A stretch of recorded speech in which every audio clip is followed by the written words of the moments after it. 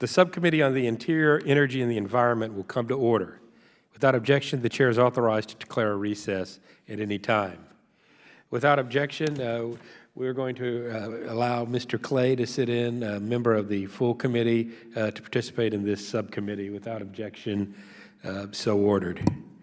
Good afternoon. Today, the Subcommittee on the Interior, Energy, and the Environment will examine America's nuclear waste management and storage. Over the last 40 years, the U.S. produced 76,000 metric tons of nuclear waste. That's enough volume to cover a football field 24 feet high. This waste is scattered around our cities at nuclear power plants and other facilities because our country can't get moving on a proper long-term plan for storage and disposal. Today, we'll explore our existing regulations for nuclear waste management and possible opportunities for improvement. The Nuclear Waste Policy Act, or NWPA, of 1982 directed the Department of Energy, aka the DOE, to develop a national repository for the permanent disposal of nuclear waste. Way back in 1987, the Yucca Mountain Nuclear Waste Repository in Nevada was designated as this site. The DOE submitted a licensing application for Yucca Mountain to the Nuclear Regulatory Commission in 2008. However, the Obama administration's disapproval of the proposal and a series of court cases has significantly delayed the application's review. Today, the Nuclear Regulatory Commission has yet to approve the license for Yucca Mountain, rendering the site unusable. To cover the cost of permanent removal, the NWPA established a nuclear waste fund to collect fees under contractual obligation from nuclear power utilities in exchange for removal of nuclear waste. The DOE has in fact collected around $750 million annually, despite their inability to dispose of the utilities' nuclear waste. The DOE now owes roughly $29 billion in liabilities since they failed to fulfill their contracts. With nearly 2,000 metric tons of nuclear waste produced each year, the need for a long-term storage solution is becoming crucial. In my home state of Texas, there's currently a site in Andrews County used for low-level radioactive waste. A licensing application to upgrade the site to an interim nuclear repository was submitted to the NRC, but similar to Yucca Mountain, the application faced numerous roadblocks, ultimately stalling in the review process. Due to the barriers faced in establishing a national repository, nuclear power utilities often store nuclear waste at reactor sites. This is costly and unsustainable over the long term and places significant burdens on the communities that house them. The federal government has a designated site and the resources necessary to make it operational, yet has struggled every step of the way to get the approvals required to move forward. It's been 35 years since the passage of the Nuclear Waste Policy Act, and we have hardly anything to show in that time period, despite billions of dollars spent. We have to find a way to move past the gridlock.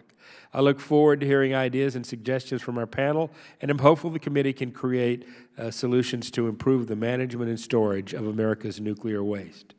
At this point, I will yield 5 minutes to Mr. Raskin, the acting ranking member, as Ms. Plaskett is detained in the U.S. Virgin Islands for obvious reasons. Mr. Chairman, thank you for holding this important hearing, and welcome to all of our fine witnesses, including my former colleague from the Maryland General Assembly, Mr. O'Donnell. It's really good to see you. And I am serving in the place of our distinguished ranking member, my friend and former law student, Ms. Plaskett, who is attending to her constituents in the U.S. Virgin Islands who are struggling to recover from the devastating hurricane and all the flood damage there. And our thoughts and prayers are with her and with her constituents. I greatly appreciate the opportunity to discuss an issue in the minds of a lot of Americans. Nuclear waste storage is a pressing nationwide concern that requires a nationwide solution. There are currently over 700,000 metric tons of spent nuclear fuel in our country, and additional 13,000 metric tons from defense-related activities. This radioactive waste is currently being stored at dozens of deteriorating nuclear storage sites across America, and I believe we can all agree that this is not a viable or safe long-term solution. I believe we can also agree that our government owes the American people an effective plan to address the nuclear waste storage problem. We owe the American people a plan that allows for nuclear waste to be stored securely in a manner that does not poison the environment and that presents no public health and safety concerns for local communities. Questions about the soundness and safety of our current storage regime and facilities are not new. In recent years, we've seen several disturbing incidents that have brought into question our ability to safely store this dangerous material in communities across the land. Internationally, the nuclear disaster at the Fukushima plant caused by an earthquake and a tsunami is still a vivid and serious reminder of the dangers of nuclear power and escaped nuclear radiation. And it serves as a warning to all of us around the world of what can happen if we don't keep safety at the very forefront of our concerns. So it's troubling to me that the Trump administration is moving swiftly to advance the Yucca Mountain facility. The President's proposed budget provides for $120 million to restart the licensing for this controversial plan. There are significant reasons why the repository at Yucca Mountain, a site originally selected 30 years ago, has not yet been built. Yucca Mountain is seismically active and faces the possibility of continued and increased volcanic activity. Moreover, the facility comes with a known risk of radioactive waste leaking into the groundwater and contaminating the drinking water of nearby communities. Furthermore, the transportation of nuclear waste to Yucca Mountain would take it through 44 states and the District of Columbia, well over 2/3 of the country. Nor have we fully considered the national security risks involved in transporting and storing this nuclear waste. These significant concerns cannot be swept under the rug in a mad dash to get Yucca Mountain licensed. All of these environmental, public health, safety, transportation, and national security questions must be thoroughly answered before we determine that Yucca Mountain is the best site for nuclear waste storage. There are so many difficulties involved in using Yucca Mountain to store nuclear waste that the Atomic Safety and Licensing Board panel is considering approximately 300 different contingencies. It seems clear we should be considering alternative sites to act as a permanent repository. Looking forward, whether we are discussing short or long-term solutions, we must continue to make the public safety a paramount priority, and this means carefully considering environmental implications of all of the sites. As the people of Texas, Florida, Puerto Rico, the Virgin Islands desperately try to recover from record-force hurricanes and flooding damage, we must take stock of the fact that climate change is dramatically increasing the ferocity and the perils of natural disasters. No plan to safely dispose of and store nuclear waste is remotely complete if it does not take into account changes in weather patterns. It is also imperative that the federal government works with state and local governments to develop and implement effective solutions going forward. I look forward to hearing today from people who are tackling these important issues. Thank you very much, Mr. Chairman. Thank you. Without objection, other members will have 3 legislative days to submit an opening statement. Additionally, without objection, Senator Dean Heller of Nevada has also submitted testimony, and without objection, we'll add that to the record as well. Now I'd like to introduce our witnesses. We have Mr. Anthony O'Donnell, Commissioner of the Maryland Public Service Commission and Chair of the Subcommittee on Nuclear Issues, Waste Disposal at the National Association of Regulatory Utility Commissioners. We have Mr. Chuck Smith, a councilman in Aiken County, South Carolina, and chairman of the Energy Community Alliance. We have Mr. David Victor, professor of international relations and director of the Laboratory on International Law and Regulations at UC San Diego, as well as chairman of the Community Engagement Panel at San Onofre Nuclear Generating Station. We have Dr. Edwin Lehman, senior scientist at the Union of Concerned Scientists Global Security Program, and Ms. Katie Tubb, policy analyst at the Heritage Foundation Center for International Trade and Economics. We welcome you all. Pursuant to committee rules, all witnesses will be sworn before their testimony. Would you please rise and raise your right hand? Do you solemnly swear or affirm that the testimony you're about to give is the truth, the whole truth, and nothing but the truth, so help you God? Let the record reflect all witnesses answered in the affirmative, and y'all may be seated. We all have your pre-provided testimony, so in order to allow time for discussions and questions, I'd request you limit your time for your verbal testimony to 5 minutes. The clock in front of you shows the time remaining. It'll turn yellow when you have 30 seconds remaining and turn red when your time's up. If you go way over, I'll start tapping the gavel in case you've missed the clock. So with that, we'll begin with Mr. O'Donnell. You're recognized for 5 minutes, sir. Thank you, Mr. Chairman. Good afternoon, Chairman Farenthold and Acting Ranking Member Raskin, and other members of the Subcommittee on the Interior, Energy, and Environment. Thank you for the opportunity to testify today on the lack of progress on nuclear waste disposal and its effect on ratepayers. My name is Tony O'Donnell, and I'm a commissioner on the Maryland Public Service Commission. I also serve as chairman of the National Association of Regulatory Utility Commissioners, NARUC, Subcommittee on Nuclear Issues Waste Disposal. Thank you for holding this hearing. State economic utility regulators are responsible for ensuring the safe, reliable, and affordable delivery of essential electric utility services in every state across this country. The success of the Federal Nuclear Waste Management Program, funded by the consumers of electricity generated from the nation's nuclear power plants, is necessarily of keen interest.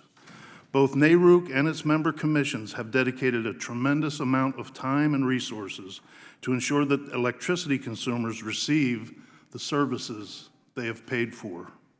State regulators agree that users of electricity from nuclear power plants should pay for the Federal Nuclear Waste Management and Disposal Program, and the consumers have paid generously into this fund.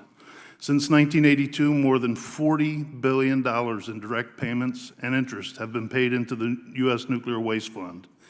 In fact, the $40+ billion that consumers have contributed to the fund is only part of the entire amount they have spent on nuclear waste.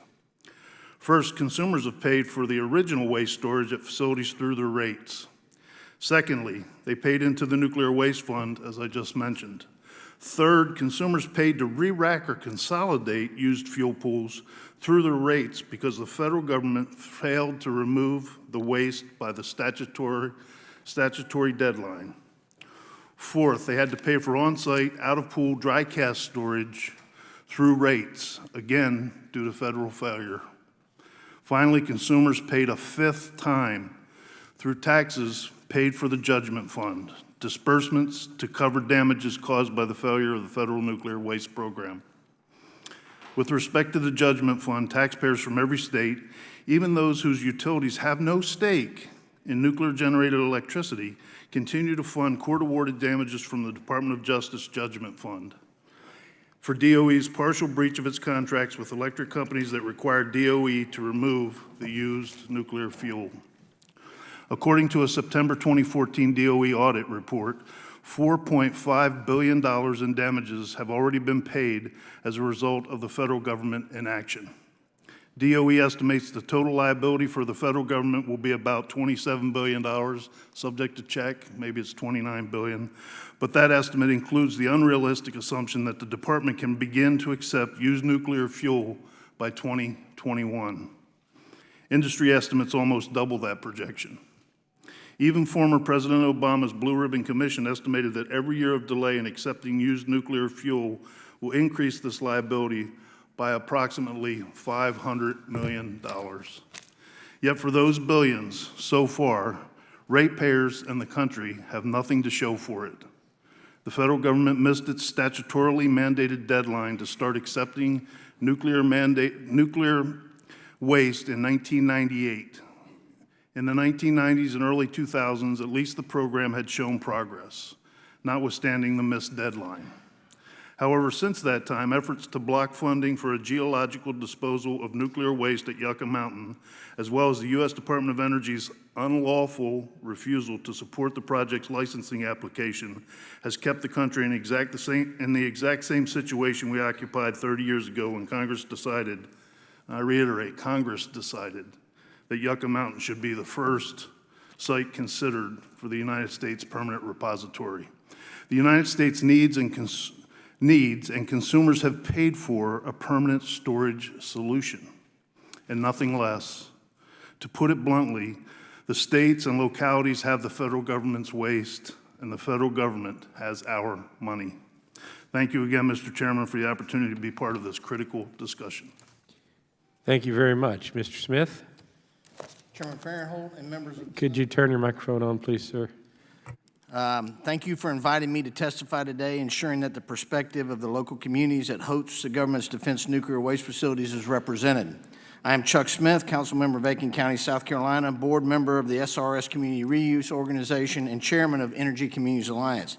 Our communities have long played a key role supporting the nation's national security efforts.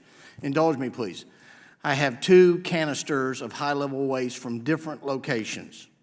Scientists would tell you that both are radiologically the same material, yet it costs $10 billion to manage this material and $100 billion to manage this material. Why? Because DOE regulations make no sense. I'd like to discuss defense high-level waste and an alternative path forward that can potentially reduce current cost estimates for addressing nuclear waste by upwards of $40 billion. DOE produced defense nuclear waste through its reprocessing programs carried out as a part of the Manhattan Project and during the Cold War. DOE has 332 underground tanks used to process and store liquid high-level waste. The large tanks sit at 3 locations: Hanford, Washington, the Idaho National Laboratory, and in my state, Savannah River site. The defense high-level waste is ultimately destined for disposal at Yucca Mountain. ECA has long supported moving forward with the Yucca Mountain licensing process. A high-level waste repository is and remains essential. ECA also supports consolidated interim storage, but it must exist alongside a permanent solution and not instead of it. As the kick-the-can-down-the-road approach continues, I must remind you that our communities are already de facto interim storage sites. In addition, DOE and nuclear power producers are already incurring large costs paid for by taxpayers in your communities. GAO reported this year that DOE's environmental liability has doubled from a low of $176 billion in '97 to an estimate of $372 billion in '16. DOE has paid $6.1 billion in damages. That breaks down to $800 million annually, about $2.5 million per day. The cost of inaction is high. So what can we do? ECA believes one option is clarifying the way nuclear waste is classified. Our country's radioactive waste clarification system currently relies primarily on point of origin rather than consumption or the specific hazards posed by its disposal. This approach does not make sense. Some defense high-level waste could technically qualify as transuranic waste if based on its radioactive content. Only the U.S. classifies nuclear waste this way.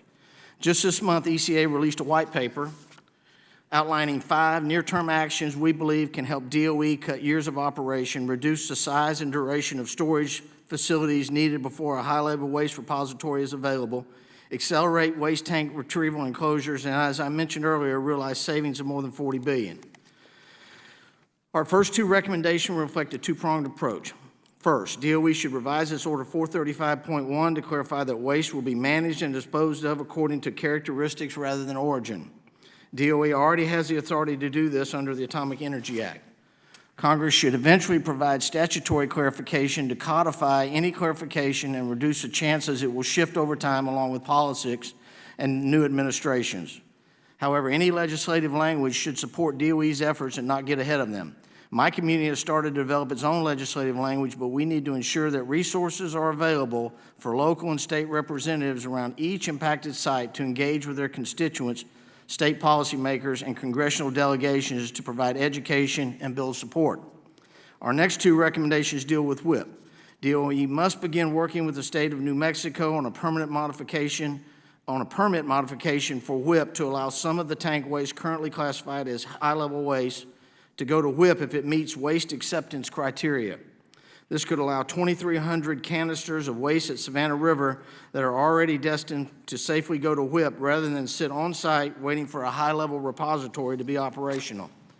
Congress and DOE should provide full funding for WIPP so the full range of disposal capabilities can be resumed and capacity ultimately increased.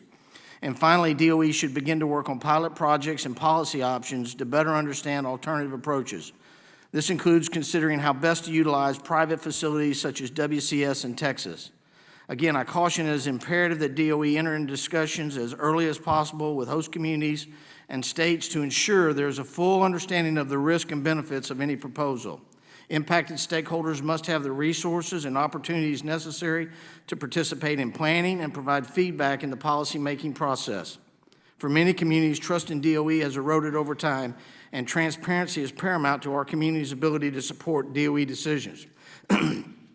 Clarifying waste definition is a large departure from current policy, but current policy has not served us well. There are safe options, and the federal government must seriously consider them. In closing, I appreciate the opportunity to appear before you today.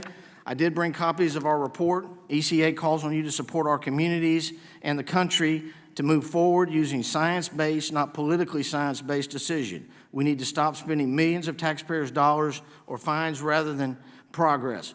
It just makes sense. Thank you very much, sir. Mr. Victor, you're up for 5 minutes. Thank you very much, Chairman Farenthold, Acting Ranking Member Raskin, Representative Gomez, members of the subcommittee. My name is David Victor. I'm a professor at UC San Diego. I'm also chairman of the Community Engagement Panel at San Onofre. This is a panel set up by Southern California Edison, the operator of the facility, to help steward the process of decommissioning of the San Onofre site, which is the largest commercial reactor site to be decommissioned to date. I've submitted in advance my written testimony. I want to just focus on 3 remarks in the 5 minutes that I have here today, remarks based on what I'm hearing from the communities on the front lines around these plants. The first comment is that the problem is now well known. The nation needs a solution. We do not have a solution to the long-term storage of spent nuclear fuel. But the situation today is radically different from what it was 10 years ago and is going to get worse quickly. Today, there are 17 reactors at 14 sites on 11 states that are in the various stages of decommissioning, including the San Onofre plant. In the future, there will be more reactors in a similar situation.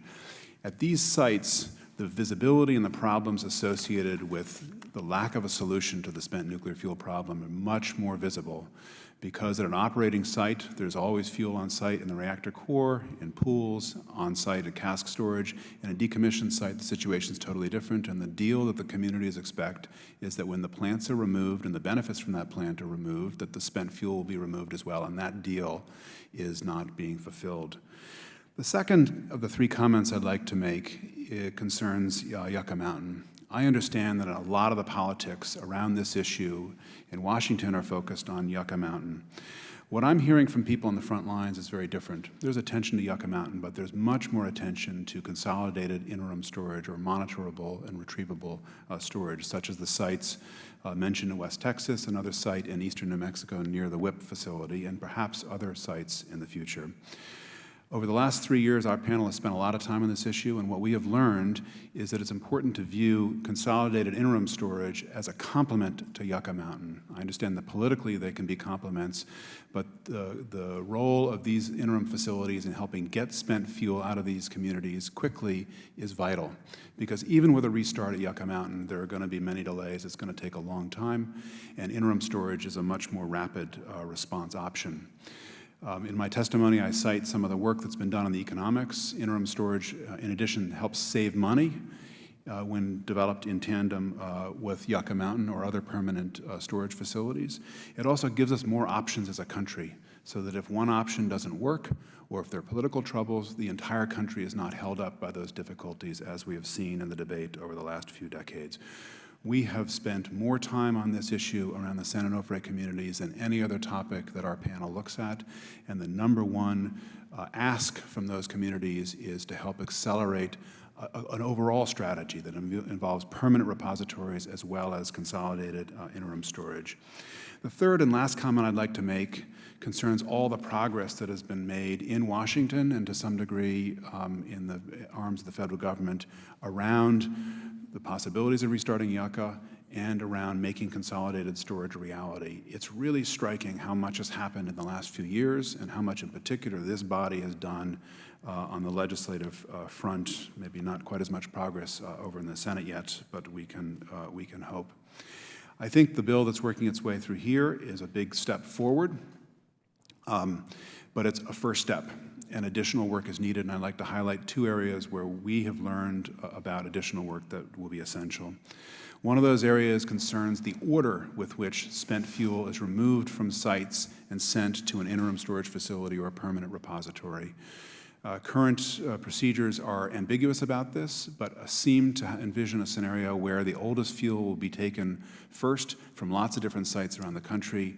What we hear from not just our communities, but other communities around decommissioned nuclear sites is they would like those fuels to be moved first because in decommissioned sites, there is especially no logic for continued on-site presence of spent nuclear fuel. And the other topic that needs more work is transportation. And current appropriations have some money needed for developing the rail car systems to move spent fuel. More work is needed on that front so we can develop a fleet of rail cars so that when real options appear, there are ways to get the fuel out of sites like San Onofre to permanent facilities. I thank you very much for your interest and attention to these issues. We in the communities around plants such as San Onofre are living this on a daily basis, and we are encouraged by the potential progress on solutions. Thank you. Thank you, Mr. Victor. Dr. Lehman, you've got your 5 minutes, sir. Thank you, Chairman Farenthold and Acting Ranking Member Raskin and the other distinguished members of the subcommittee. On behalf of the Union of Concerned Scientists, I would like to thank you for the opportunity to testify here today.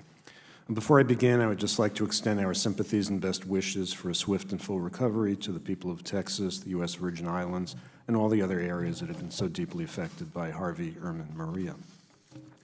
UCS has more than 500,000 supporters united by a central belief: we need sound scientific analysis to create a healthy, safe, and sustainable future. We are neither pro nor anti-nuclear power, but we have served as a nuclear power safety and security watchdog for nearly 50 years. In this regard, it is critically important that spent fuel be managed safely and protected from terrorist attack until it can be buried in a geologic repository. But a sustainable nuclear waste disposal strategy must have broad public acceptance at local, state, and national levels. The witnesses today were asked to focus on the needs and challenges of communities currently holding nuclear waste. While we do agree these communities must have a major stake in the process, a sound nuclear waste policy should also reflect national priorities and look to protect future generations as well as ours. The problem is that actions that may appear to benefit some communities in the short term can penalize others and may even be harmful to the long-term interests of the U.S. as a whole. To be clear, in our view, spent nuclear fuel can be stored safely and securely at reactors and dry cast facilities for many decades, provided that the Nuclear Regulatory Commission, or NRC, conducts rigorous oversight, which has not been the case to date in all respects. Nevertheless, risk acceptance varies from one community to another, and it is understandable why some representatives would support legislation to facilitate moving spent fuel in their districts out as soon as possible. This is why Congress needs to come together to develop a new and science-based national nuclear waste management policy in order to allocate risks and benefits as fairly as possible. This policy should include a process to establish and maintain political momentum for development of repositories, a process for repository site selection that is consent-based, fair, and technically sound, requirements that spent fuel be managed safely and securely at reactor sites until a repository becomes available, and requirements for safe and secure shipment of spent fuel from reactor sites to repository. Current laws and regulations do not adequately address any of these issues. Unfortunately, the one game in town right now, which is H.R. 3053, has a number of flaws and avoids many of these questions or exacerbates them. We expressed our concerns about the draft version earlier this year in testimony, and now if there's a version that's been reported out, it's a little improved, in some respects is even worse. I'd like to focus on the linkage between citing monitored retrievable storage facilities and a geologic repository. The current version of H.R. 3053 weakens that linkage. In fact, would allow DOE to immediately contract with a private company to spend public funds on developing a monitored retrievable storage facility up until the step of actually operating it. So they could pay to site, do all the reviews, and build a facility, but they can't move fuel there until NRC makes a decision whether or not to authorize construction of a repository at Yucca Mountain. Now, we can see what the problems with this are. Even with that latter condition, we think this would undermine the geologic repository program, because if the way we read the bill, even if the NRC were to deny a construction authorization for Yucca Mountain, DOE would be allowed to keep building MRS facilities indefinitely, each one capped at 10,000 tons, but could build as many as they wanted. So there would be no impetus for actually going forward with a geological repository, and that we think would be a bad outcome primarily because of the security concern of leaving spent fuel above ground indefinitely. Over time, spent fuel in above-ground storage is not only a risk, poses a risk for sabotage, but eventually will become a risk for nuclear terrorism because of the plutonium contained in the spent fuel. That spent fuel becomes more vulnerable over time because of the decay of the radioactive barrier that protects it. So we do believe there need to be mechanisms to not provide an escape valve that would allow DOE to abandon a search for geologic repositories. In the meantime, work does need to be done on increasing safety and security of spent fuel at reactor sites. That would include expediting the transfer of spent fuel from pools to dry casks, and also upgrading the security requirements for dry casks because they are also vulnerable. And finally, transportation is the weakest link in the chain. We agree with the other speakers that this must get more attention than it has in the past to facilitate safe and secure transport of spent fuel in that final management system. So the U.S. can afford to allow the NRC to take its time in reviewing Yucca Mountain because there is a window of safety. But there's no urgent need to rush forward to a less than optimal approach, and so Congress should take the time to get it right. Thank you, and I apologize for exceeding my time. Oh, that's all right. You didn't go too badly. We had somebody this morning use 5 extra minutes. Ms. Tubb, you're up, and please don't use 5 extra minutes. My name is Katie Tubb, and I'm a policy analyst for energy and environment issues at the Heritage Foundation. The views I express today are my own. Thank you for the opportunity to testify before you today and for your interest in examining nuclear waste management issues. Rather than a problem, I believe nuclear waste management is an opportunity for growth and innovation in the nuclear industry if we can get policy right.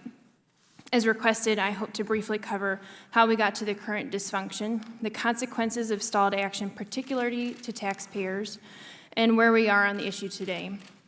According to the Nuclear Waste Policy Act of 1982 as amended, the Department of Energy entered into contracts with commercial nuclear power companies to collect and store nuclear waste in a long-term repository at Yucca Mountain.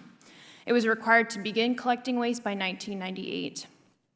In 2008, the DOE applied for a license with the NRC to build a facility at Yucca Mountain. But shortly thereafter, and lacking any technical or scientific justification, the Obama administration unilaterally walked away from the Yucca Mountain license and declared it not a workable solution. Following a series of court cases, the NRC was ordered to review the Yucca Mountain application until funds were exhausted, and the DOE was required to stop collection of the nuclear waste fee. These pivotal court decisions, in essence, bring matters back to where they were in 2008. Stalled action has had costs, and a voice too often left out is that of the taxpayer. Because the DOE has failed to collect nuclear waste as contractually obligated, it has been found in partial breach of its contracts with nuclear power companies. Over $6 billion in settlements have been paid to nuclear utilities from the Treasury Department's Judgment Fund. And put simply, this means the DOE budget takes no hit for its negligence. The nuclear industry is made whole through the Judgment Fund. Taxpayers cover the bill. The DOE projects liability to be $24.7 billion based on DOE's 2016 December financial report. But this is misleading because it assumes construction of a pilot interim facility in 2021 based on the Obama administration's original plan. The nuclear industry estimates liability of upwards of $50 billion. Another expense to taxpayers is a result of how the Nuclear Waste Fund is accounted for in federal budgets. As mentioned, the DOE stopped collecting the nuclear waste fee in May 2014 as the courts directed. However, CBO continues to assume the federal government is collecting $385 million simply because the DOE could continue or reinstate the fee. OMB has also used this budget tool. In other words, the Nuclear Waste Fund has been used to disguise the costs of budgeting choices, perpetuating the myth that Congress is fully paying for new spending. The current and future nuclear industry faces considerable uncertainty after the past decade of political mismanagement. Despite a new administration willing to follow the law, Congress has not appropriated from the Nuclear Waste Fund since 2010. America is at a crossroads where Congress has the opportunity to set nuclear waste management on track. There have been notable legislative efforts, however, none have addressed the underlying issues with the current system.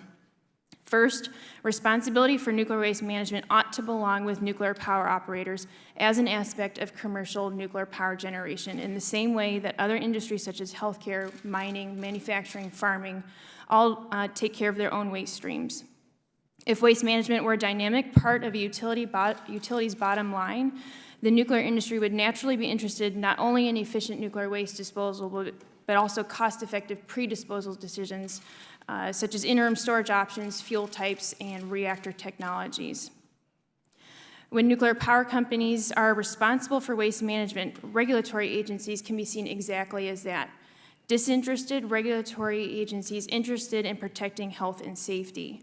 As both regulatory and repository operator, the government appears to have a bias, whether that's real or just perceived.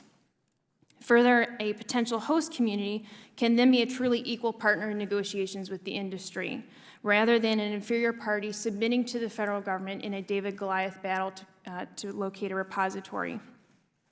Secondly, nuclear waste policy reform should replace the previous flat nuclear waste fee with accurate pricing. Prices are critical to any functional and efficient marketplace and provide suppliers and customers with data to determine the attractiveness of a product and service. Prices also give potential competitors the information they need to introduce new alternatives. Nuclear waste management is not an inherent government activity. It is primarily a business activity related to commercial production of electricity. Reform must work off of these two principles of industry responsibility and market prices.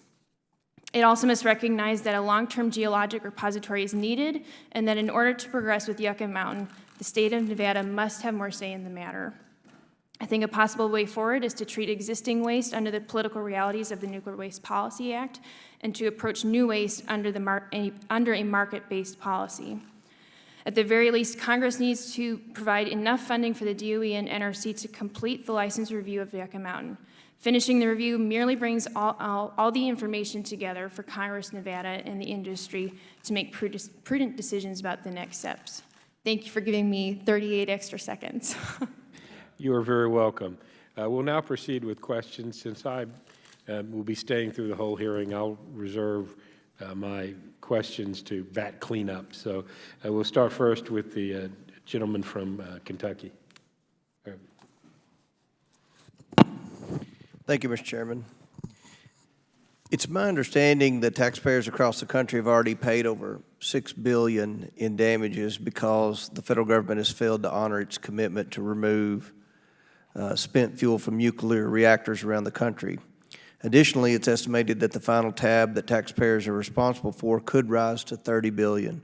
What immediate actions can be taken by this Congress to get a feasible used fuel program operating so that the taxpayer liability can be limited and hopefully eliminated going forward? That's to anybody. I'll take an opening crack at it, Congressman. I appreciate the question. I think the first thing from a regulatory standpoint and as a state regulator is there's been an application made to the Nuclear Regulatory Commission. And the first thing this Congress can do is to fund that application going forward, either through the Department of Energy's reasserting itself as the applicant, which it hasn't been doing. So they'll need some money to do that. The President's submittal contains money. So we need to get that funding stream going, as well as the NRC needs to be fully complemented and ready to take this application back up. As a state regulator, if we get an application, Mr. Chairman, for somebody who wants to do something under our purview, we can't just suspend that in countervening our own law. We have to run that to ground, and we have to get an answer to that application. And so one way or another, we need that answer. That's where the scientific-based solutions will occur. And I think that's what this Congress can do immediately, is get some funding going and get these programs stood back up so that we can continue down the path of getting the NRC doing the scientific evaluation of the application. Okay. Mr. Victor. I'd agree with what Mr. O'Donnell said, but let me add the vital importance of interim storage.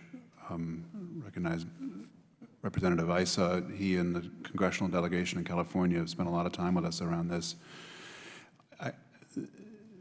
We can begin the process of restarting Yucca Mountain and a permanent repository, and I understand the imperative of that.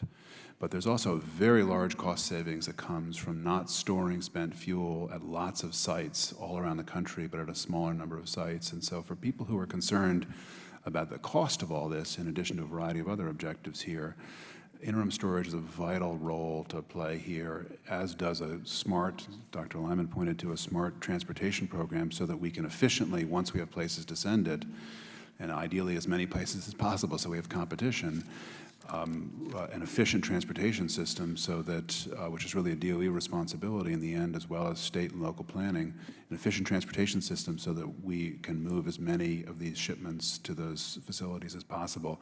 One last comment here briefly, which is we get regular updates on the status of all the canisters at San Onofre, and what's striking to me is that there are dozens of canisters that are already ready to ship. And in the next few years, there will be dozens more. And so we and many other sites are ready to go as soon as there's a place to send it. Thank you. Mr. O'Donnell, it's great to have you here today in your role as chairman of the National Association of Regulatory Utility Commissioners Subcommittee on Nuclear Waste Disposal. I was made aware that you previously worked at the Calvert Cliffs Nuclear Power Plant just down the road in Calvert County, Maryland, so you are very familiar with the issues we're here to address today. It's my understanding that electricity ratepayers, who are also constituents of ours, have paid billions of dollars through their electricity bills to have nuclear waste removed from the reactors around the country. However, as we all know too well, they've got nothing in return. On behalf of the ratepayers around the country, can you speak to how much money they have paid into the Nuclear Waste Fund? Congressman, the estimates that I've been given are the corpus of the Nuclear Waste Fund payments and the interest that has accumulated over time on those payments into the corpus is $40 billion. So it's a lot of money. I can tell you in my home state of Maryland, the estimate, and we have state-by-state estimates, the ratepayers in Maryland alone have paid $800 million into this fund. And that's a very, very significant payment for a small state like Maryland with 5 or 6 million citizens. So every state has this problem. Every state has paid a lot of money, and all of our constituents deserve some action for that payment. Okay. Thank you, Mr. Chairman. Thank you. Mr. Raskin indicates he's going to stick with me in back cleanup, so I will now recognize the gentleman from California, Mr. Gomez. Thank you, Mr. Chair and Acting Ranking Member Raskin. We all know nuclear waste is a serious health hazard. It threatens the health and safety of Americans from 329 congressional districts across 44 states and the District of Columbia. But we haven't come up with an effective plan for what to do with this waste for decades. As it stands right now, most of our nuclear waste is stored at facilities ill-equipped to do the job. Nowhere is this truer than at the San Onofre Nuclear Generating Station in Southern California, where 3.5 million pounds of nuclear waste sit atop of a fault line next to the Pacific Ocean. Our inability to find an effective repository for our nuclear waste is a shortcoming that we can no longer ignore. Waiting for nuclear waste crisis is a recipe for disaster, and I'm glad that this subcommittee is here today to explore this issue further. I believe that safety needs to be the top priority in selecting a permanent site for nuclear waste. This might sound obvious to some, but our plan in Southern California for the better part of the last 50 years has been to store nuclear waste in an area known for earthquakes, and that's just not very smart. As someone who grew up in Southern California in Riverside and actually would go surfing in the San Onofre State Beach, or tried to go surfing in the San Onofre State Beach, I'm well aware that most people are just concerned about the safety of the facilities and what to do with the nuclear fuel once the facilities are no longer generating electricity. So this question goes to Dr. Lyman. Can you briefly describe some of the safety hazards involved with the storage of nuclear waste for the short term and the long term? Yes, Congressman, thank you for your question. At reactor sites, spent nuclear fuel is stored in two main ways. One, in the water-filled pools where it's put immediately after discharge from the reactor, and also in what are called dry storage casks, which are smaller structures which house a smaller amount of spent fuel and do not require water for cooling. And typically, spent fuel can be moved from the pools to the dry casks after a period of about 5 years once the decay heat is decreased, so that can be done safely. So both of those pose problems, but in different ways. So the spent fuel pools are overcrowded in this country. The Nuclear Regulatory Commission allows them to densely pack the fuel, and as a result, those pools are vulnerable in the event of an earthquake or a terrorist attack that could cause the water to drain out rapidly, leading to a large-scale fire in the pool and a large release of radioactive material. Colleagues of mine have done calculations that showed an event like that in the United States could affect millions of people hundreds of miles away from the reactor for a very long time. So the first thing that needs to be done is a policy to reduce the density of spent fuel in the pools. And that can be done on-site by increasing the amount of dry cask storage at reactors. Now, dry cask storage is safer because for a number of reasons, but it's not completely invulnerable, and there are a number of ways where the NRC could take action to increase the safety and security, especially at sites that are more vulnerable than others, let's say San Onofre. But it's a more manageable problem, and so I do believe that there is some time, if those issues are addressed, to store spent fuel and dry cask safely at reactors until a better national solution is come up with. Thank you. Thank you, Mr. Lyman. This is a question for Dr. Victor. Is it fair to say that one of the major concerns of members of the San Onofre community have about this nuclear waste remaining on site is safety? And what are some of the concerns of some of the specific concerns about keeping it there? Thank you very much, Representative Gomez. I'd agree with what Dr. Lyman said here. There's a range of views about the concerns on the on-site storage of spent nuclear fuel. There are some people, a minority, and I think not well informed, that think the dry cask systems are not safe. I think all the evidence points to exactly what Dr. Lyman said. And for the long term, what people are concerned about is two things. One is they're concerned about making sure that there's a long-term program for monitoring and the canisters and their integrity. And as long as we're stuck with it there, we want to make sure it's being monitored. There are programs in place to detect any faults and so on. We've had, at our most recent meeting, extensive briefings about this. There's been a lot of work in this area. I am encouraged that there's been a lot of progress in that area. The other concern that people have is less tangible, but I think maybe even more important, which is that people are seeing the rest of the site being dismantled, and they don't understand why it is that the spent fuel is stuck there. And they're really angry about that because the deal that was made was we paid the federal government to remove it, and it's not being removed. And that's a palpable anger and sentiment in the community. Mr. Victor, Mr. Lyman, thank you for your testimony. I'm out of time, so I yield back. Thank you, Mr. Gomez. I see Mr. Issa from California has arrived without objection. Mr. Issa, as a member of the full committee, will be authorized to participate in this subcommittee hearing without objection. So ordered. Up next is a gentleman from Mr. Palmer. Thank you, Mr. Chairman. I'm going to go back to some questions that Mr. Coma brought up about the amount of money that is being spent. I have a document here on the cost of inaction on nuclear waste management that I'd like to have entered into the official record, if I may, Mr. Chairman, that shows that since 2009, the federal government's liabilities have escalated from $12 billion to over $30 billion. Without objection. Thank you, Mr. Chairman.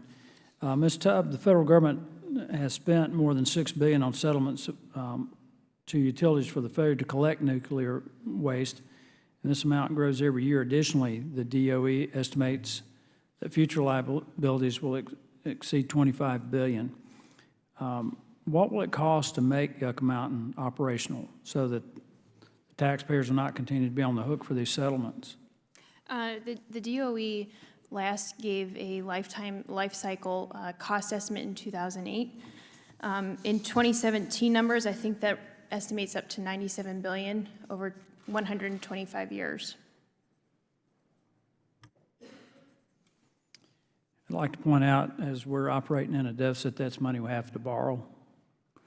Can you give us some idea of the way that CBO treats money that was paid to the Nuclear Waste Fund? Sure. CBO unfortunately doesn't do Congress many favors with the Nuclear Waste Fund.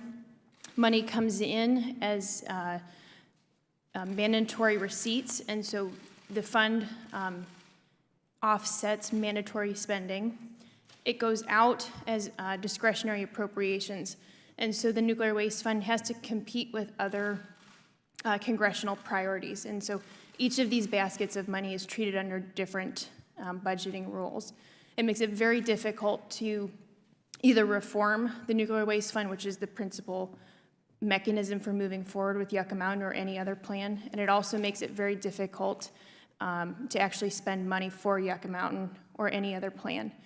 I would also add that when DOE spends money to reduce that taxpayer liability, CBO does not recognize that taxpayer savings. And so, again, when DOE spends money, it can't offset that in savings to taxpayer liability. So basically what we're doing is spending the fees that have been collected on other projects. Correct. So the Nuclear Waste Fund is funded by ratepayers and utilities.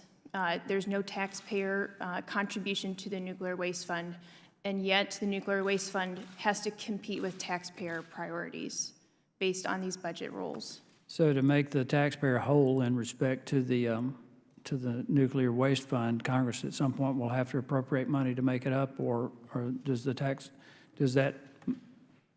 do we just leave that money off the table?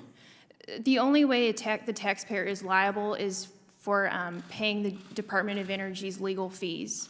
So as far as providing for the nuclear waste management services, that's all on ratepayers and utilities, as it should be, and as according to the Nuclear Waste Policy Act. Taxpayers are on the hook for DOE's delinquency and being found in courts. Let me change directions a little bit here and continue with you. The Department of Energy's license application for Yucca Mountain has languished at the Nuclear Regulatory Commission since 2008. What are the barriers that are holding this up? Principally, it's politics. It's no secret that the Obama administration was not supportive of Yucca Mountain, and a lot of that has to do with former Senator Harry Reid. I would also say that there are scientific, technical contentions, many of which are offered up by the state of Nevada. And as mentioned, I think we need to move forward with those and air those, as the law requires. And if there are problems with Yucca Mountain, that needs to be known, and that's part of completing the Yucca Mountain licensing process. Just less than half a minute left. How long it would take for Yucca to become operational if the license were approved? Not being an engineer, I don't have a good answer on that, so I'll have to pass. All right. Thank you, Mr. Chairman. I yield back.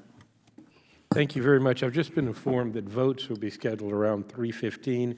We're going to see how far we can get and then determine what we're going to do at that time. I'll now recognize Mr. Clay for 5 minutes. Thank you, Mr. Chairman and Ranking Member Raskins and other members for extending me the opportunity to join you this afternoon on a matter of great urgency to our nation and also to the region that I represent in St. Louis, the safe disposal of nuclear waste. And some might wonder why I am co-sponsoring this bill to finally establish a national nuclear waste repository at Yucca Mountain. And the answer is simple. The U.S. government created a nuclear waste problem 75 years ago, and we have a responsibility to finally clean it up.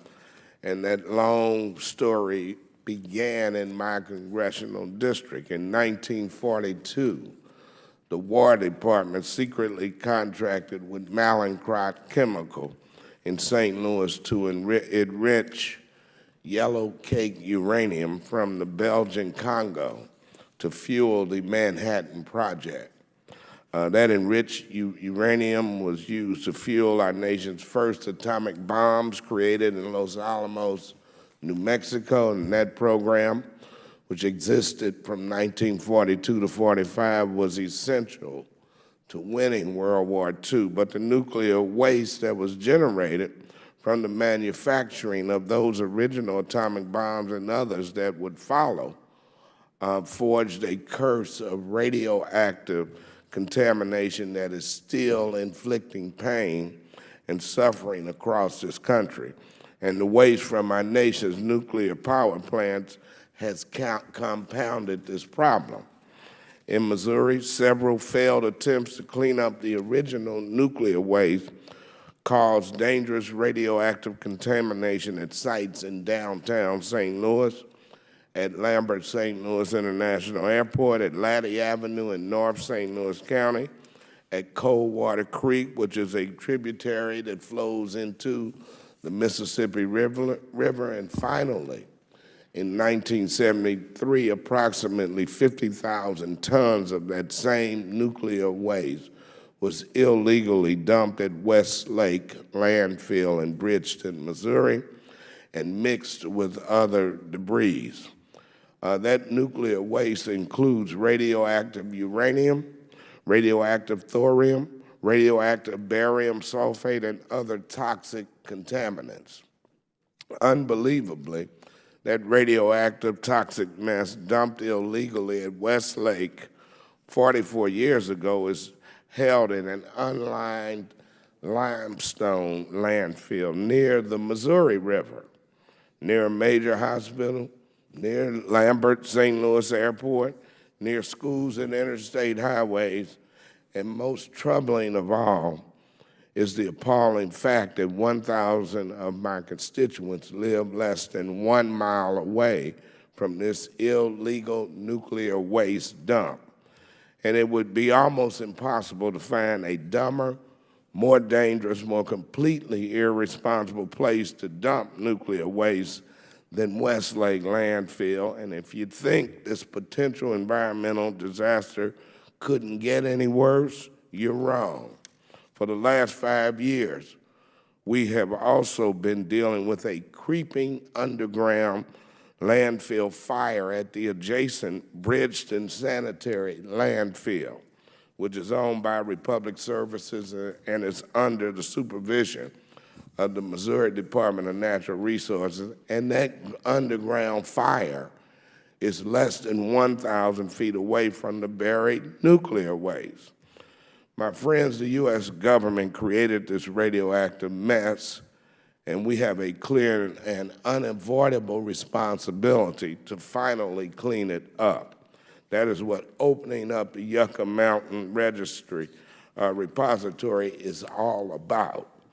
So let me say this to all of you. When the U.S. government creates a problem, when we put citizens at risk, when we disrupt their lives, when we destroy the peace and property values of their neighborhoods, and when we allow the health of innocent citizens to be harmed because of our own inaction, we must make it right. And I was the first member to ask that all of the waste be removed, and I will continue to do that. And I see my time is up, but, Mr. Chairman, I would support this bill because I think that the waste needs to be removed and put into a safe place, and it's the government's responsibility. I yield back. Thank you very much. We'll now recognize the Vice Chairman of the subcommittee, the gentleman from Arizona, Mr. Gosar. Thank you, Mr. Chairman, for this hearing today. Nuclear energy is one of the most reliable and stable energy sources in the world, and we should continue to look to advance further development and the secure storage of used materials. Nuclear power and the subsequent waste that comes from spent nuclear fuel is an issue with which, in my district, I'm very familiar. The Palo Verde Nuclear Power Plant in Maricopa County is the largest nuclear generation facility in the United States. Palo Verde provides 35% of the total energy in Arizona, employs over 2,000 full-time workers, and has roughly a $1.8 billion economic impact on the state. And while I could speak to volumes of the benefits of nuclear power in plants across the U.S., the facts remain that temporary storage on-site of spent nuclear fuel and high-level radio waste from such power plants is a costly and hazardous practice. Mr. O'Donnell, first to you. I want you to be very concise. Can you give us a breakdown of the incurred costs to the consumers since the enactment of the Nuclear Waste Policy Act? Yeah, I'm a recovering elected official from Maryland, so I'll try to be as concise as possible, Congressman. So the 5 times the consumers have paid just for waste storage, the original construction, and then after original construction, the nuclear waste fund, and then after the nuclear waste fund, because we didn't meet our statutory deadlines, the re-racking of the spent fuels that were already paid for in number 1. So those first 3 things. And then also we've paid into the judgment fund, and I'm missing one, but there are 5 impacts, and the fund itself is $40 billion, and the untold billions of liability that the consumers have is just, it's mind-boggling to me. So, Mr. Smith, can you describe for us what you believe is the best solution for the long-term storage of existing spent nuclear fuel and high-level waste currently stored at nuclear facilities around the country? Mostly defense waste, but finishing the licensing process of Yucca Mountain will give us a final determination on whether that facility can hold the high-level waste and the commercial material that we have. And if it doesn't, then we've got to find other alternatives, which is what we're discussing today, and that is, you know, the classification of high-level waste and changing that so that we can reroute some of this waste to other locations around the country. So we've looked at other areas, have we not, Mr. Smith? We have. We're working with the Department of Energy right now to open up opportunities at WIP for other materials that could be classified as transuranic waste as opposed to high-level waste. And that's one of the things that we're dealing with at this point. We looked at a space in Texas, did we not, that was deemed geologically unsafe. Is that true? I'm not sure about the geological... Salt domes? I'm not sure about the geological status of that, but they're continuing to look at waste control specialists for storing additional waste at their community. Are you aware of where are these other sites? Yes, sir. Okay. So, Ms. Tubbs, what would you suggest to legislators as the best way forward to ensure the success of a long-term nuclear waste depository? What would be the steps, and how would you facilitate those, in what order? I think the first step is completing Yucca Mountain licensing process. Getting an up or down decision on that brings a lot of valuable information to the table. Assuming the NRC approves Yucca Mountain, I think we need to engage the state of Nevada. You could consider a situation where DOE essentially contracts with the state of Nevada, giving Nevada a lot of control over that situation. For existing waste, I think we need to look and reimagine how we treat future waste.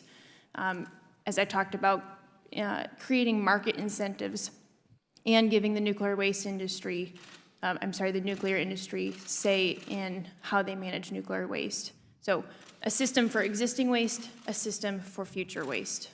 Would you agree with that, Mr. Victor? Yes, I think the Yucca process should restart. We don't know what the outcome of that is going to be, and so I think it's really important that we not continue to put all of our eggs in one basket. That's why we're so keen on interim storage as well. Thank you. I yield back. They're down to my time, Mr. Chairman. Thank you very much. We now recognize Mr. Raskin. Mr. Chairman, thank you very much. Dr. Lyman, let me start with you. What do you think are the specific dynamics and consequences of climate change today that should be informing our short-term and long-term approaches to dealing with the nuclear waste storage problem? Yes, thank you, Congressman Raskin. UCS is very concerned about the threat of climate change in a number of different ways. With regard to nuclear power, Obviously, the estimates that the NRC has made in the past for the vulnerability of nuclear reactor sites and waste sites to natural phenomena, including flooding, has to be revisited. And that's true both for operating reactors and for the waste stored there, and also for any new waste storage facilities. Unfortunately, the process for updating information and on climate and the ability to look forward and to be anticipatory instead of reactive are problems that the NRC has had. So there needs to be a greater realization of the uncertainty that is created by climate, the potential for increased hazards at nuclear reactors and at waste facilities, and that needs to be incorporated into the planning. When you're talking about nuclear waste, which has a potential hazardous lifetime of millions of years, obviously there's only so much you can do, but certainly you do need to address those uncertainties and ensure that you have enough safety margin to accommodate a potentially significant increase in hazard at those sites. Great. A similar question for Dr. Victor. The country is reeling now from Hurricanes Harvey and Irma and Jose, and people are still recovering from Katrina and Sandy. The San Onofre nuclear power station is located on the California coast. Are you concerned that natural disasters like tsunamis or earthquakes could threaten the safety of nuclear waste that's stored at that facility? So broadly, yes, the disaster matters. So there's been a lot of analysis of the different kinds of disasters. As a general rule, the tsunami risk there happens to be lower. The earthquake risk is high, and that's why the system at San Onofre is engineered to withstand a much higher seismic event, earthquake, than typical dry cask facilities. And I think over the long term, sea level rise is a really significant, and storm surges are a really significant concern. I think everybody's agreed that they want to move it out of, the safest place for the San Onofre site is in dry cask, and the safest, best long-term solution is out of San Onofre, end of story. Thank you.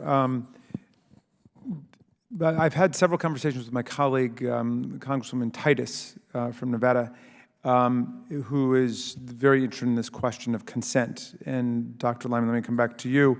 In considering long-term alternative solutions to the Yucca Mountain possibility, do you believe that we should seek to get approval from the local communities and state government wherever a site may be located? Yes, I think generally speaking, the concept of consent-based siting is a good one. Unfortunately, it's hard to fully understand how to implement that. And so there certainly needs to be a greater recognition of state and local concerns. However, that also has to be, as I said, in the context of a national solution. So we can do more. I don't know what the answer is at this point, but certainly there has to be a different process than the one that led to the selection of Yucca Mountain, where the Nuclear Waste Policy Act and its amendments were rigged essentially for the rest of the country to gang up on Yucca Mountain. So the flaws of that process have to be examined and corrected. This Blue Ribbon Commission on the Nuclear Future in 2012 did recommend placing consent-based siting at the center of successful planning in the future. Dr. Victor, back to you. Do you think that we're going to be able to successfully resolve this problem if we don't use this principle of local consent? I think the principle of local consent is vitally important. You know, with the caveats that Dr. Lyman laid out, we need to have a national strategy. We need to set this up so that any particular interest can't hold up the entire process. To me, what's most interesting is we have had in West Texas and in eastern New Mexico, especially in eastern New Mexico, tremendous amount of progress on this front. We've had representatives from the eastern New Mexico site come visit our community engagement panel.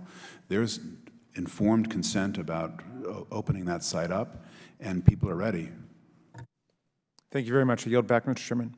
Thank you, Mr. Raskin. We'll now recognize the gentleman from Montana, Mr. Gianforte. Thank you, Mr. Chairman, and thank you for the panel today for your testimony. This is an important issue, and I appreciate your input. Ms. Tubb, I had a question for you. What's been the practical effect of the last administration's closing the Office of Civilian Radioactive Waste Management, and how has that impeded the efforts to move forward with the Nuclear Waste Policy Act and the will of Congress? Well, we certainly lost a lot of time. As I said, we're basically back to where we were in 2008 when Department of Energy first submitted its application. It's going to take a lot of effort to bring back the Office of Civilian Radioactive Waste Management. I think that's very doable, having talked with people who were originally involved in the license, that people are passionate about this project and want to see it move forward. So it's definitely doable. It will just take time and money to bring those resources and those people back together. And as that office was closed, what can you be more explicit about what it actually impeded? What did it shut down? What has the impact of that been? Well, a lot of people have moved on and been replaced within the Department of Energy. That's a lot of institutional knowledge around this specific project that's very unique, that has since been spread across the country, spread within DOE. Some of them have even retired, and I think a lot of that can be brought back, but that takes effort. Yeah, okay. And then do we know what the previous administration did with the funds that was allocated for this office? And did that get returned to the Treasury, or did it go someplace else? So a lot of it just did not get spent. The Department of Energy has now roughly $20 million left from the Nuclear Waste Fund that was appropriated from Congress. The Obama administration just chose not to use that money, both in DOE and NRC, and that's what some of those court cases were about. With OCRM, a lot of those institutional functions were spread within the Office of Nuclear Energy, or just atrophied. Okay, great. And I had no further questions. I yield back the remainder of my time, Mr. Chairman. Thank you. We'll now recognize the former chairman of the full committee, the gentleman from California, Mr. Issa. Thank you, Mr. Chairman. Thank you for including me here today. As Mr. Victor said, I represent and have represented San Onofre for 16 3/4 years. During most of those years, they produced between 1,100 and 2,200 megawatts every day, 24 hours a day, depending upon whether one or two of the reactors were online. And of course, more than half the time, 2 reactors were online. With an ill-fated non-nuclear portion of the plant, that being the steam generators, arriving defective, it was prematurely shut down. And so one thing, Mr. Victor, if you'll describe briefly the situation that we deal with, because all of the spent rods had to be removed, brand new ones, from 2 reactors unexpectedly and then put into water storage. Yeah, very briefly, essentially the entire fuel load that has ever been in those 2 reactors, plus Unit 1 originally, is still on site, with a couple of exceptions. Right, but some are in dry cask. And some are in dry cask. They are currently building the facility to take the rest of the fuel that's in the pools and remove it. That process is on track, and as far as I can tell, will be done by the end of 2019, at which point nearly all, not all, but nearly all those canisters will be ready to ship if there's a place to ship them. So with the early demise, with the plans to build an above ground, and I call it above ground, but it's slightly below ground, a holding area a few hundred feet from Interstate 5, a few hundred feet from San Onofre surfing area, the Trussels, and on an earthquake fault, we will have 30 years of 3 reactors worth of spent rods sitting in dry cask from more or less, and I'll use 2020 if you don't mind, for 10,000 years if we don't find a solution. Is that correct? That's correct. And in your estimation, with your expertise and your involvement in this, and I'll go to the others also, is there any question in your mind that anywhere on Earth that is dry, not near populated centers, not near earthquake faults, even if above ground, would be safer than that location in a 10,000-year calculation? Anywhere, that's a strong standard. I mean, maybe well, let's take middle of this room is probably not a good idea. Let me take, for example, one that I personally witnessed. We did underground testing at Area 51, the nuclear test center in Nevada, not Yucca, but another place. Anyone can Google Earth and see mounds left over from those underground tests. That location, is it or is it not safer than on an earthquake fault in a populated area on the edge of the ocean? Oh, absolutely, and there's an extraordinary number of sites that would be dramatically safer and better for the communities than where it is now. So as we look at places in which there are little or no population for as much as 100 miles in this country, areas that are dry, that have no apparent aquifers, including Area 51, and I'll also say Yucca, but I use Area 51 because it already has underground nuclear materials. We have a large amount of places that are better, maybe not perfect, but better.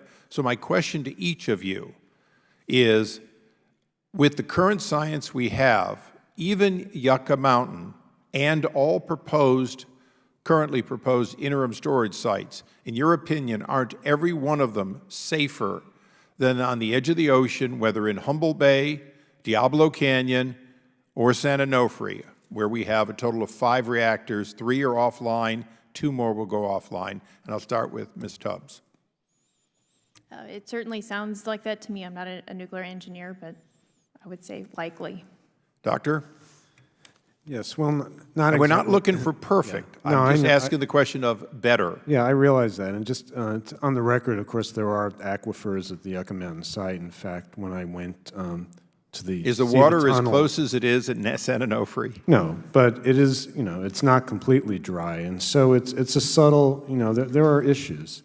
And of course, there are short-term places where if you could move all the fuel right away, then there would be a lower risk. But you do have to then take into account the transportation risk as well. So, you really need to look at an integrated program, and that's the complication. Okay, well, and I'm not trying to cut you off, but Yeah. for everybody there, when I look at a current location that's starting in, let's call it January of 2020, we would be able to move by sea, if we chose, without ever going through a populated area, all of those dry casts somewhere else.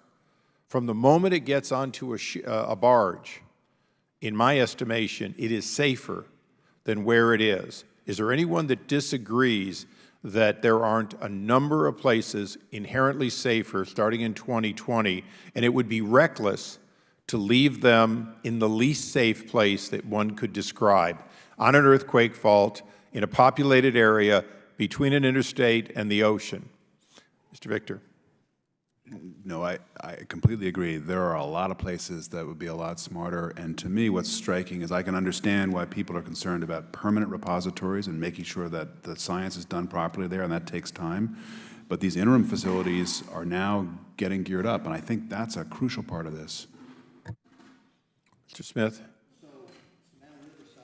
On a geological fault, and we store thousands of canisters and waste tanks with single capability in terms of insulation. Single wall, the earlier design.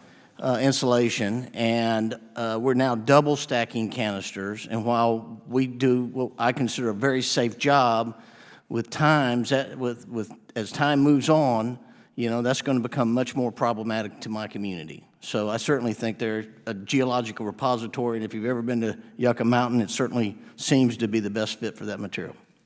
Mr. O'Donnell. Thank you, Congressman Issa. I will say this. I've been to Yucca Mountain. I've looked at the National Laboratory experiments.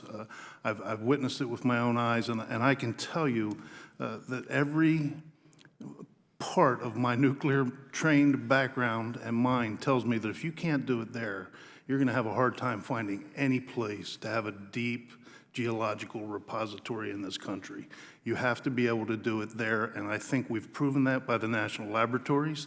Additionally, we need to make sure that we don't allow interim solutions, and I'm certainly open to interim storage, not on site, but consolidated.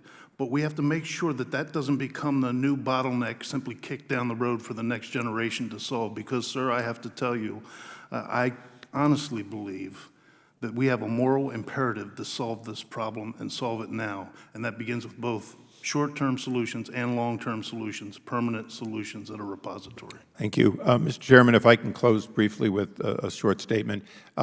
In my district, just a few miles from San Onofre, for 40 years, we stored a rather controversial gas and detergent mixture that was used during the Vietnam War.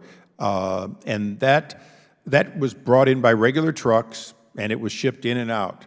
As the years went by, what we discovered was it was a $100 million massive effort to eliminate what was basically gasoline. But unfortunately, over time, environmental determinations can change. I fear that if we do not find interim storage that give us, consolidated areas, that what the taxpayers will find, and this is probably the premier committee of taxpayers, is that that estimate, which only goes out $95 billion for 125 years of a 10,000-year cycle, will prove the following. The fund will be evaporated. Taxpayers will pay hundreds of billions of dollars if we do not act, and act now in a responsible way. I know for an absolute certainty the taxpayers are already on the hook at this point for tens of billions of dollars over the next century, but this is a 10,000-year problem in need of a low-cost, safe solution. And I really want to thank you and the ranking member for holding this hearing. It's a great first step. Thank you. And as we're in the middle of a vote and running out of time, though I do have some questions, I'm just going to simply state this is a problem that definitely needs to be solved sooner, not later. I'd like to find a long-term solution because I do think there are potential risks in moving the stuff twice, but moving it twice is certainly better than leaving it in. As we learned even in the district that I represent, nuclear power plant in the path of a hurricane, though there were, thank the Lord, it performed admirably with zero safety concerns. That may not always be the case. So again, I wish we had time for questions, but I don't want to hold you all for 45 minutes just to ask you 5 minutes of questions. So I'm going to thank the panel for participating, thank Mr. Raskin for filling in for Ms. Plaskett, and ask that we all do keep Ms. Plaskett and her constituents and all those affected by these disasters in our prayers. And with that, without objection, the committee stands adjourned.